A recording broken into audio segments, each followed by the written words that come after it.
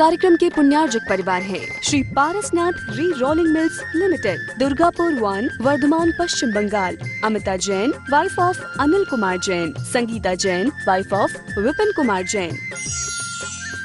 ऋषभ जैन, शुभम जैन, अलका जैन, सृष्टि जैन एवं समस्त जैन परिवार, दिल्ली। स्वाध्याय महिला मंडल बड़ा मंदिर एवं महिला मंडल मंदिर जी, मुशर्रफन, जयपुर। प्रकाश पद्मन्ना मुगड़ी, शैला प्रकाश, अनूप प्रकाश, प्रांजल जतिन मेहता, केवल जतिन मेहता, यशवंत नगर, कोल्हापुर, महाराष्ट्र। डॉक्टर निर्मला कोठारी एवं कल्याण मित्र स्वाध्याय ग्रुप, पुणे। श्री सुभाष जैन, श्रीमती सरोज जैन, श्रीमती रेणु जैन, श्रीमती अंजलि जैन, श्रीमती आरती जैन, सानवी, वर्धन, आरव, कुवम, सोनीपत, हरियाणा। श्रीमती श्रीमान एवं पुत्री की ओर से गुप्तदान। मानक चंद, कमला देवी, राकेश, नीतू, ऋषभ एवं आयुषी मुशरफ, B123, सेठी कॉलोनी, जयपुर, राजस्थान। जय जिनेन्द्र अठवीह कम्म मोके अठ गुणढे अणुवमे सिद्धे अठम गुण विनिविठे निठ्य कज्जेय वंदे मोनित्यम। पंच परमेष्ठी भगवान की जय। मुनिराज को अपने चारित्र के पालन में और किन किन बातों का ध्यान रखना चाहिए, अब आचार्य महाराज अगली गाथाओं में और भी बता रहे हैं। पिछली जो पाठशाला ज्ञानशाला थी उसमें भी बताया था कैसे कैसे क्या करें, अधिक गुण वाले का सामना करना पड़ जाए, स्वयं अधिक गुण वाला हो और सामने वाला हीन चारित्री है, सामने पड़ जाए तो क्या करें। उन्होंने बहुत अच्छी तरह बता दिया, अगर तुम उसकी विनय करोगे तो तुम्हारा चारित्र भ्रष्ट हो जाएगा।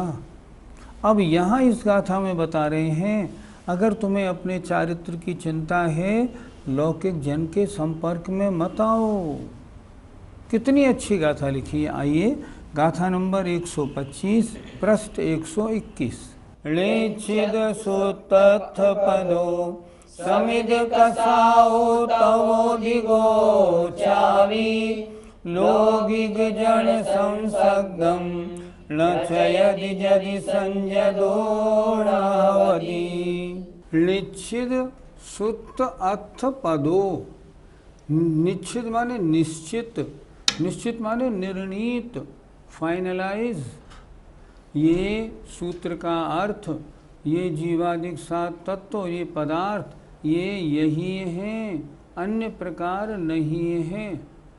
शास्त्रों का अध्ययन करके जिन्होंने निश्चित कर लिया है, फाइनल कर लिया है, सूत्र और अर्थ और पदों को जिनने, अर्थ माने द्रव्य, पद माने पदार्थ और सूत्र अर्थात इन शास्त्रों के इन सूत्रों का ये अर्थ बनता है, यही निश्चित है, यही रियल है। जिन्होंने ऐसा निर्णय निश्चित कर लिया है, ऐसे महामुनि महाराज, और जो कैसे हैं, समिद कसाओ, जिनकी कषायों का समन हो गया है, जिनकी कषाएं अति मंद हो रही हैं, और तवोधिगो, जो तप में भी अधिक हैं, अर्थात जिन्होंने सूत्र अर्थ और पदों को निश्चित कर लिया है, अर्थात आगम का स्वाध्याय करके जिन्होंने सूत्र अर्थ और पदों को अच्छी प्रकार जान लिया है, जिनकी कषायों का समन हो गया है, और वे और भी अर्थात तपों में भी जो अधिक हैं, अर्थात बड़े बड़े उपवास आदि तपों को तपते हैं। आगे लिखा, लौकिक जन संसर्गम, लौकिक जनों का संसर्ग, उनके साथ उठना बैठना, घंटों घंटों बातचीत करना, ऐसे लौकिक जनों का संसर्ग यदि न चयदि, यदि वह मुनि नहीं छोड़ता है, तो यदि संजदो नहवदि, तो वह मुनि संजद नहीं है, अर्थात उस मुनि का मुनिपना नष्ट हो जाएगा, नष्ट हो गया है समझो। क्यों? क्योंकि लौकिक जनों के संपर्क करने में तो तमाम लौकिक बातें अपने सामने आएंगी। आत्म कल्याण की बात तो लौकिक लोग करते नहीं। लौकिक जो लोक की बात करे सो लौकिक। क्या लिखा आचार्य ने, फिर देखें, बड़ी सुंदर गाथा है। हर मुनि महाराज को ये अपने साथ रखनी चाहिए। फिर देखें, जिन्होंने निश्चित कर लिया है सूत्र, अर्थ और पदों को, शास्त्र का अच्छी प्रकार अध्ययन करके सूत्र के अर्थ और पदों को जिन्होंने अच्छी प्रकार समझा हुआ है, और कैसे हैं, जिनकी कषाएं भी शमित माने मंद हैं, और चाबी और भी, अर्थात जो तप करने में अधिक हैं, अर्थात बड़े बड़े तपों को तपते हैं। यदि ऐसे मुनि महाराज लौकिक जनों के संसर्ग को नहीं छोड़ते हैं तो संजदो णहवदी, तो वे संयत नहीं हैं। उनका मुनिपना बिल्कुल नष्ट हो गया है या होने वाला है। इसलिए हे मुनि, तुम कुछ भी हो जाए लौकिक जनों का संसर्ग मत करो। पंडित जी, यहाँ लौकिक जन से क्या तात्पर्य है? विद्या दो प्रकार की होती है, एक लौकिक और एक पारलौकिक। आत्म कल्याण की जहाँ चर्चा है वो तो परलोक संबंधी विद्या है, और जहाँ पर राजनीति, लौकिक वर्तमान की राजनीति में उलझना है, कैसे गाना अच्छा होता है, कैसे नाचना अच्छा होता है, कहाँ कौन जीता है, कहाँ कौन हारा है, चुनाव में कौन जीत गया, अब राजनीति में क्या बदलाव आने वाला है, नोटों के बंद होने से क्या असर पड़ा, कितने लोगों का ब्लैक मनी कितना ओपन हुआ, इन सब कार्यों में जो होशियार हैं वे लौकिक जन हैं। लौकिक जन वो हैं जो आत्म कल्याण की, सम्यक दर्शन ज्ञान चारित्र की बात तो नहीं करते, देश की कथाएं करते हैं, तरह तरह के भोजन की कथाएं करते हैं, आजकल लोगों में क्या क्या चोरियां बदमाशियां हो रही हैं उनकी कथाएं करते हैं, महिलाओं की चर्चा करते हैं। जो ऐसे लौकिक कार्यों में फंसे हुए हैं वे लौकिक जन हैं। अब प्रश्न ये है, ऐसे जन अगर आ जाते हैं तो इनके संसर्ग में आपत्ति क्या पड़ेगी? इनके संसर्ग में आपत्ति ये पड़ेगी, यदि उनकी संगति करेंगे तो वे भी स्वयं भ्रष्ट हो जाएंगे, बजाय धार्मिक के वे भी लौकिक बन जाएंगे।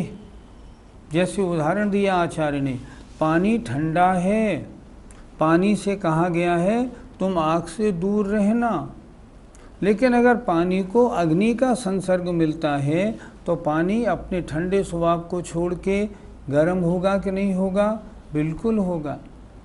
उसी तरह ये लौकिक लोग जो कषाय, पाप और व्यसनों में 24 घंटे पड़े रहते हैं, अगर इनका संसर्ग करेंगे, इनसे घंटों घंटों बात करेंगे, घंटों घंटों अखबार और पत्रिकाएं पढ़ेंगे तो क्या होगा?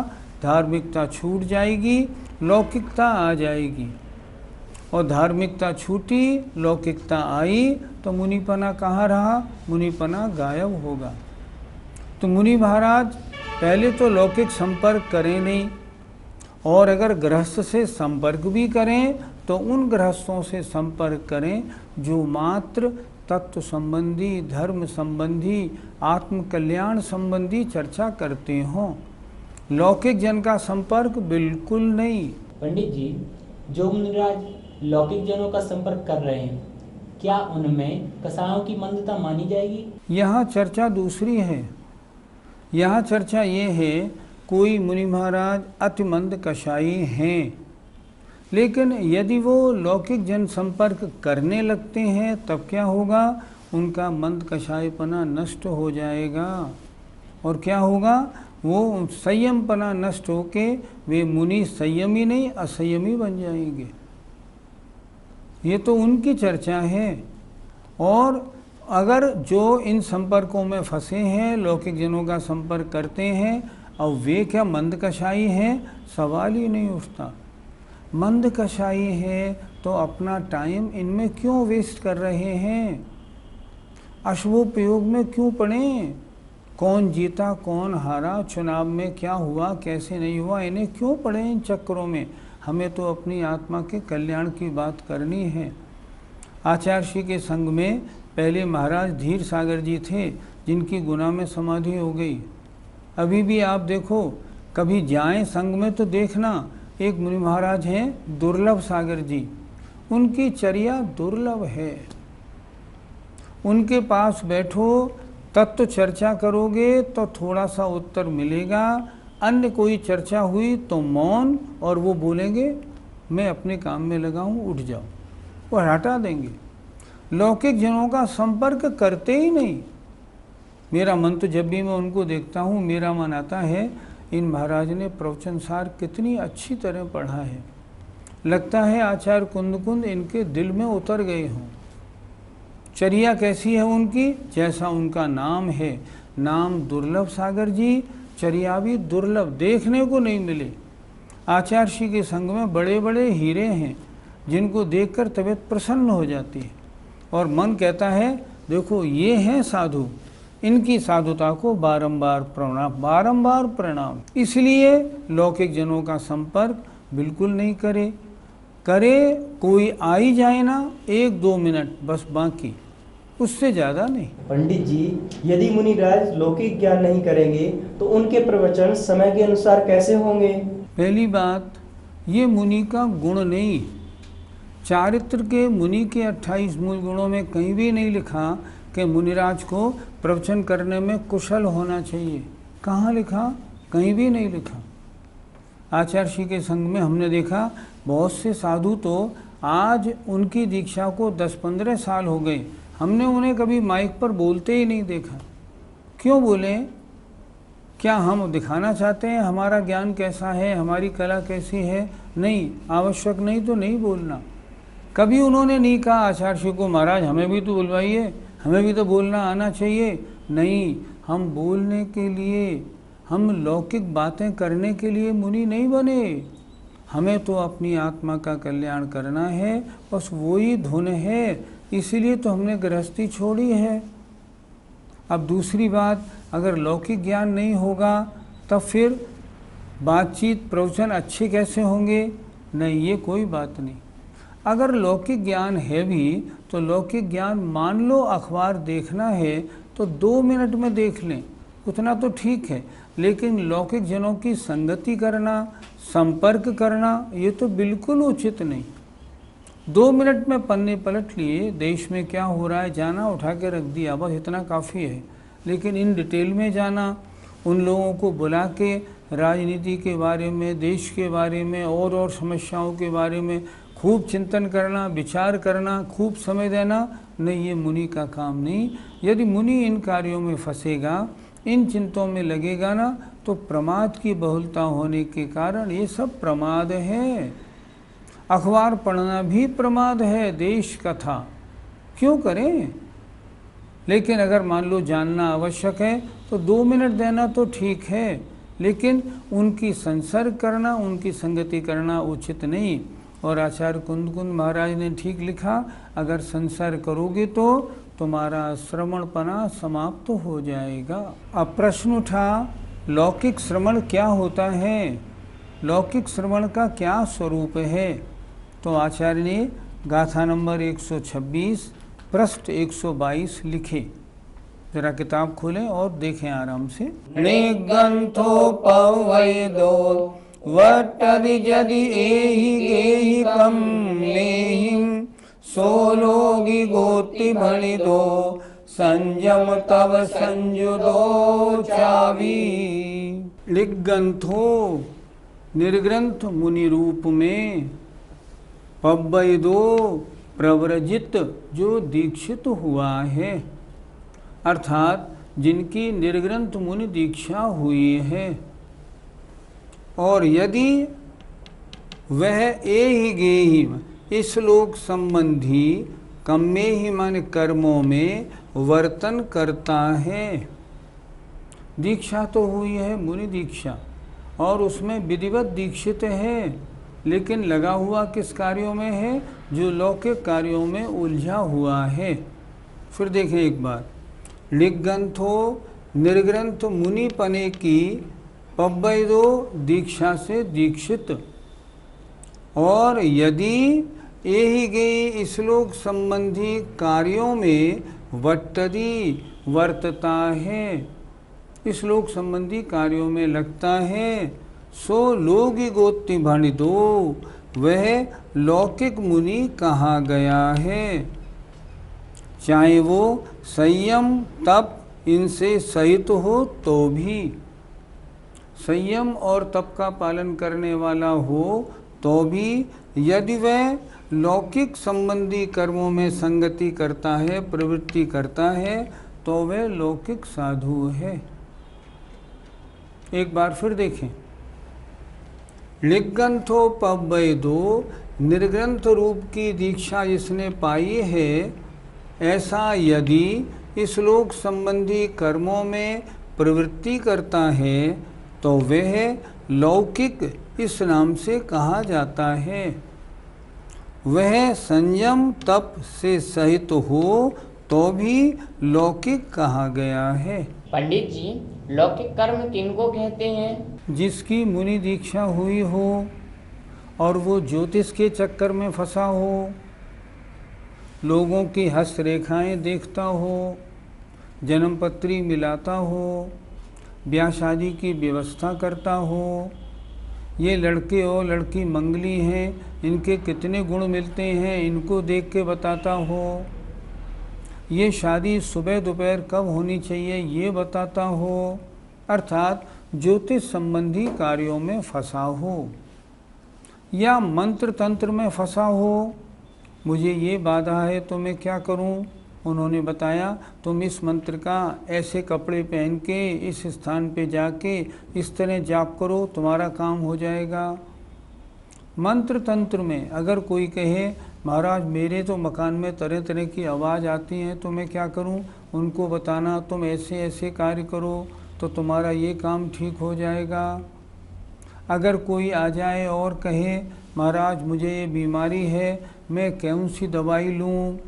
तुम ये दवाई लो, फलानी जगह से ये लाना, उसको वहाँ से लाना और उसको इस तरह पीसना, इस तरह पकाना, इस तरह तपाना, दिन में इतनी बार लेना, जो वैद्य के चक्कर में फंसे हों, जो और भी इस तरह के कार्यों में, जो लौकिक कार्य में उनमें उलझे हों, उन्हें हम कहते हैं ये लौकिक मुनि हैं। आचार्य श्री के संग की एक घटना सुनाना चाहूँगा। एक बार मैं रामटेक जी के मंदिर जी में बैठा था। मेरे आगे 2 सीट आगे एक सज्जन बैठे थे, पैंट बुशर्ट पहने, बहुत अच्छी घटना है। बैठे थे, लोगों ने मुझे बताया कि आप इनको जानते हैं? मैंने कहा नहीं। बोले ये फलाने मुनि हैं। मैंने कहा किस संघ के हैं? अपने ही संघ के तो हैं, आचार्य श्री के। अरे, मैंने कहा इन कपड़ों में कैसे आ गए? अब उन्होंने कहा इन्होंने कुछ काम किया होगा, उससे आचार्य श्री ने इनकी दीक्षा का छेद कर दिया। खैर, मैं ये बात कुंडलपुर की बात है। ये मैं कुंडलपुर में था, तो मैं शाम को जब भोजन करके बाहर निकला तो वो सज्जन मंदिर से बाहर सड़क की ओर जा रहे थे। मैंने कहा इनसे कुछ चर्चा करते हैं, तो मैं एकदम तेज़ी से उनके साथ आया और उनके साथ चलने लगा। मैंने उनसे पूछा आप क्या इस आचार्य श्री के संग में पहले मुनि थे? हाँ, मैं मुनि था। फिर क्या हुआ? उन्होंने बताया किन्हीं कारणों से आचार्य श्री ने मेरी दीक्षा का छेद कर दिया और मेरी दीक्षा छीन ली। मैंने उनसे कहा देखें इनके आचार्य श्री के प्रति कैसे विचार हैं। मैंने कहा आचार्य श्री ने ठीक नहीं किया, उनको ऐसा नहीं करना चाहिए था। उन्होंने कहा नहीं नहीं, वो बोले मुझसे नहीं नहीं ऐसा मत कहो, आचार्य श्री तो बिल्कुल ठीक हैं, गलती मेरी थी। क्या गलती आपकी थी? मैंने उनसे पूछा। उन्होंने खुद मुझे बताया। मैं बहुत मतलब ऊपर से 3रे 4थे नंबर का साधु था। मैंने क्या करना शुरू कर दिया, लोगों की हस्तरेखा देखता था, लोगों को बताता था तुम्हारी ये बीमारी है, तुम पर ये संकट आने वाला है, तुम ऐसा करो, तुम ऐसा करो, तुम इन दवाई को लो तो ठीक हो जाओगे। अर्थात जो लौकिक कार्य यहाँ लिखे गए हैं ना, यंत्र मंत्र ज्योतिष वैद्यक आदि कार्यों में मैं उलझने लगा। नतीजा क्या हुआ, मेरे पास भीड़ लगने लगी। चातुर्मास का मौका था, मेरे पास भीड़ लगने लगी। 10 से 15, 20, 25, 30 आदमी रोजाना आने लगे। आचार्य को मालूम पड़ा तो आचार्य ने मुझे बुलाया और मुझसे कहा, देखो ये लौकिक मुनि का कार्य है, तुम्हारा कार्य नहीं। अगर तुम लौकिक बनोगे तुम्हारी सारी साधना नष्ट हो जाएगी, इस कार्य को छोड़ दो। मैंने आचार्य की बात मान ली और मैंने वो कार्य छोड़ दिया। छोड़ तो दिया, लेकिन पहले तो मेरे कमरे में भीड़ लगी रहती थी। अब मैंने देखा मेरे कमरे में कोई आने जाने वाला ही नहीं, तो मुझे वो लोगों का नहीं आना जाना अखरने लगा। मैंने कहा ये तो मामला गड़बड़ हो गया, इससे तो पहले अच्छा था। तो मैंने दोबारा हाथ देखना, ज्योतिष की बात करना, वैद्यक बताना, योगा सिखाना, ये कार्य मैंने फिर शुरू कर दिए। आचार्य को मालूम पड़ा। अरे आचार्य ने मुझसे कहा, अरे तुमने ये काम फिर शुरू कर दिए। मैंने उनसे कहा, महाराज लोगों का कल्याण ही तो कर रहा हूँ। जो बेचारे दुखी लोग मेरे पास आते हैं उन्हें मैं यंत्र मंत्र बताता हूँ और वो ठीक हो जाते हैं, तो उसमें बुराई क्या है? इसलिए धर्म का प्रचार प्रसार ही तो हो रहा है। आचार्य बोले, नहीं नहीं, इन चक्रों में अपने को नहीं फंसना। देखो क्या लिखा है आचार्य कुंद महाराज ने, लौकिक संपर्क नहीं, लौकिक कार्यों में उलझोगे ना तुम लौकिक बन जाओगे। उन्होंने बताया, आचार्य ने मुझे प्रतिदिन 2-2 घंटे 3-3 घंटे समझाया। 1 महीने तक समझाया, मैं नहीं समझा। नतीजा क्या हुआ, मैं बराबर देखने लगा। तो एक दिन जब मैं सामयिक कर रहा था तो अब आचार्य ने 4 आदमियों को भेज के मुझे उठाया के जीप में रखवाया। वो 4 आदमी मुझे जंगल में ले गए, मेरी दीक्षा छेद दी गई और कुर्ता पजामा मुझे पहना दिया गया। मैंने उनसे फिर प्रश्न किया, मैंने कहा अगर आचार्य ने दीक्षा छेद दी थी तो और किसी आचार्य के पास जाके दीक्षा ले लेते। तो उनका एक शब्द मुझे आज तक याद है। उन्होंने कहा, मैंने ऐसा किया था भाई। आचार्य ने जब दीक्षा छेदी उसके बाद में और आचार्य संघों में गया, लेकिन मुझे किसी के यहाँ की चर्या पसंद नहीं आई। मुझसे भी लोग कहते हैं ना कि आपको और महाराजों के यहाँ कभी आते जाते हमने नहीं देखा। तो मैं उनसे कहता हूँ, देखो सही बात क्या है। भक्तामर स्तोत्र का वो काव्य है ना, उस काव्य का अर्थ ये होता है, जिसने क्षीर सागर का मीठा पानी पिया हो उसको फिर लवण समुद्र का खारी पानी अच्छा लगेगा? नहीं लगेगा। हमने तो चौथे काल जैसे साधु की चर्या देखी है, तो हमें जो अन्य ढीले साधु हैं उनकी चर्या अच्छी कैसे लग सकती है?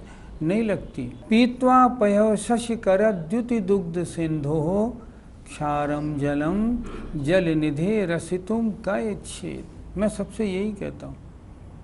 तो मैंने उनसे फिर पूछा, तो मैंने कहा फिर क्या हुआ? तो बोले, मैं और जगह गया, कहीं भी मुनियों की चर्या मुझे पसंद ही नहीं आई। तो मैंने कहा फिर आपका निर्णय क्या बना? बोले, भैया मेरा निर्णय क्या, ये तो फैक्ट है। उनके शब्द सुनाऊं आपको। मोक्ष मार्ग की यूनिवर्सिटी का वाइस चांसलर तो एक ही है, आचार्य विद्यासागर, दूसरा है ही नहीं। मैंने कहा वाह, आपको आपकी दीक्षा छेदी तो गई, लेकिन फिर भी आप आचार्य के प्रशंसक हैं। बोले, प्रशंसा तो करूँगा, जीवन भर करूँगा, मर जाऊँगा तब भी करूँगा। यही बात यहाँ लिखी है। अगर लौकिक जनों का संपर्क करेंगे तो लौकिक मुनि बन जाएंगे, और लौकिक मुनि बन जाएंगे श्रमणपना नष्ट हो जाएगा। इसलिए जिन मुनिराजों ने मुनि दीक्षा ली है, दीक्षित हुए हैं, उनको चाहिए लौकिक कार्यों में बिल्कुल न फंसें। आज भी ऐसा देखा जाता है, तरह तरह के विधान कराना, मेरे पास नारियल लेने आ जाओ, मैं 101 रुपये में नारियल देता हूँ, मैं यंत्र बांट रहा हूँ, मैं ये कर रहा हूँ, वो कर रहा हूँ, ये क्रियाएं मुनि के योग्य नहीं। जो मुनि महाराज ये क्रिया करते हैं, सही पूछें, वे मुनि है ही नहीं, वे तो लौकिक साधु हैं, और लौकिक साधु वंदनीय नहीं होता। मुनि ऐसा चाहिए जो आत्म कल्याण की बात करे, लौकिक संपर्क बिल से बिल्कुल दूर हो। जय जिनेंद्र। इस कार्यक्रम के पुण्यार्जक परिवार हैं Shri Parasnath rerolling mills limited, Durgapur 1, Vardhaman, Paschim Bengal. Amita Jain, wife of Anil Kumar Jain. Sangeeta Jain, wife of Vipin Kumar Jain.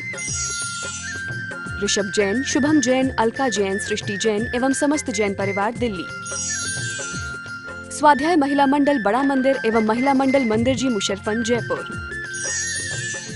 प्रकाश पद्मन्ना मुगड़ी, शैला प्रकाश, अनूप प्रकाश, प्रांजल जतिन मेहता, केवल जतिन मेहता, यशवंत नगर, कोल्हापुर, महाराष्ट्र। डॉक्टर निर्मला कोठारी एवं कल्याण मित्र स्वाध्याय ग्रुप, पुणे।